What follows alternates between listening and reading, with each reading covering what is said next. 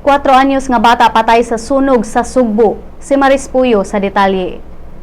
Grabing paso ang gikamatian sa usa ka 4 anyos nga bata sa dihang nabilin kini sa nasunog nilang balay sa barangay Punta Princesa kagahapon sa Udto. Alas 12:45 nadawat sa fire department ang alarma ug nadeklara kining kontrolado alauna 8 sa hapon. Ang 4 anyos nga si Estela Jean Romero ug ang iyang igsuon nga si Ralph Robin 15 anyos ang nahabilin sa balay sa dihang nasunog kini. Duha ka balay ang naugdaw sa maong sunog nga adunay danyos nga 50,000 pesos. Dugang detalye sa maong balita mabasa sa issue sa Sunstar Cebu karong adlaw. Mabasa usab kini sa www.sunstar.com.ph/Cebu.